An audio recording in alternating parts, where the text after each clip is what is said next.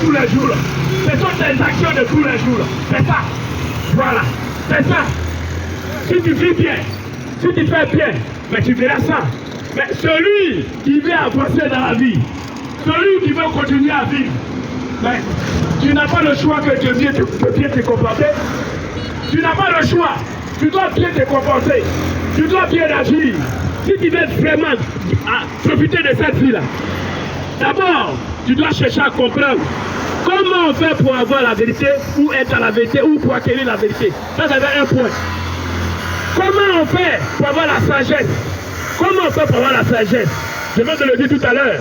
Comment pour faire? Comment les gens ont fait pour vivre par la sagesse? Parce qu'on ne peut pas diriger une nation sans la sagesse. C'est pas possible. On ne peut pas diriger un monde sans le discernement. On ne peut pas diriger un peuple. On ne peut pas diriger une église sans le discernement. On ne peut pas marcher sans le discernement. Donc tu dois comprendre, tu dois connaître tout ça. Tu ne dois pas te mélanger.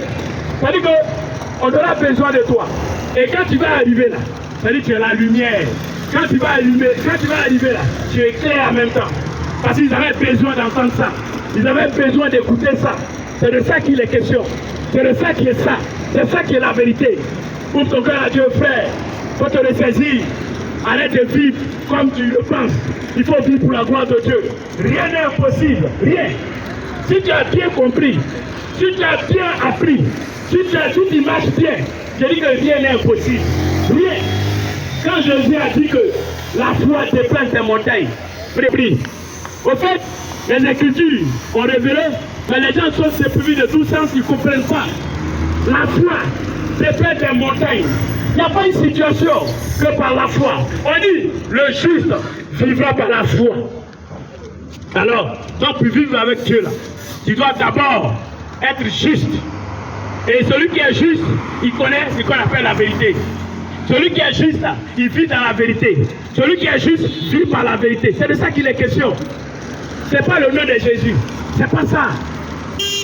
Va au-delà de ça. Va plus loin que ça. Il faut prendre l'exemple de Jésus. Il faut prendre la personnalité de Jésus. Il faut prendre l'enseignement de Jésus. Et il faut chercher à comprendre ses récits. Il faut chercher à comprendre ses paroles. Il faut chercher à comprendre ses proverbes, ses paraboles. Il faut chercher à comprendre. Si tu as compris, tu as tout vu.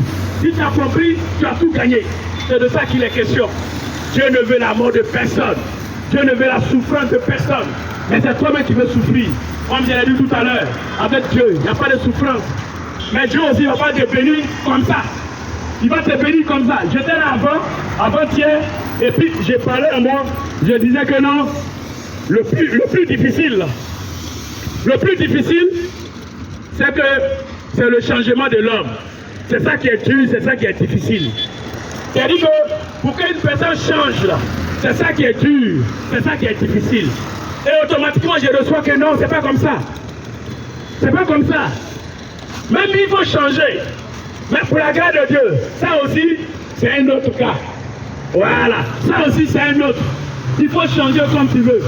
Maintenant, tu as changé, et puis tu attends la grâce de Dieu, parce que tu as changé, Dieu va venir te bénir. C'est pourquoi il y a des personnes, ils sont là à l'église, et on dit en témoignage, mais j'ai été pasteur, j'ai été tant, mais je n'ai rien eu dedans, je n'ai rien vu dedans. Mais tu voulais voir quoi? Est-ce que tu as compris? Est-ce que tu as compris? Est-ce que tu as bien compris? Est-ce que tu as cherché à comprendre? Il faut chercher à comprendre. Comme je dis, Dieu ne condamne personne. Dieu, il ne condamne personne. Même le diable, il ne condamne pas. C'est pourquoi il le fait toujours. Dieu ne condamne pas le diable. Voilà. C'est pourquoi les gens sont là. Jésus est mort pour nos péchés. Jésus est mort pour nos péchés. Jésus nous a réconciliés avec Dieu. Point barre. Et il nous a donné l'exemple de comment nous devons vivre. Il nous a donné l'exemple de comment nous devons marcher. Jésus nous a montré ça. Mais pour toi, personne ne n'est pas mort pour toi. Hein. Je suis désolé. Tu dois faire des efforts sur toi-même. Oui, tu dois chercher à comprendre quel est le sacrifice. Quel est ton sacrifice? Quel est ton apport? C'est de ça qu'il est question. Si tu n'as pas compris, mais les sorciers vont te prendre sur bouillard. Si tu n'as pas compris, et si tu ne cherches pas à comprendre, les sorciers vont te faire embraiser, en sauter et revenir. Ils vont te manger avec plaisir. Parce que quoi? Parce que tu n'as pas compris. Parce que tu es confondu. Et si tu es convenu, tu seras suspendu. Et si tu es suspendu, ils vont t'accueillir. C'est ça de quoi il parle. Ouvrez votre cœur à Dieu. Il faut te le saisir. Ce que je suis en train de dire, normalement, l'église devait s'accaparer de ça. Parce que c'est ça, il n'y a pas autre chose. C'est la présence de Dieu qui est présent. Voilà.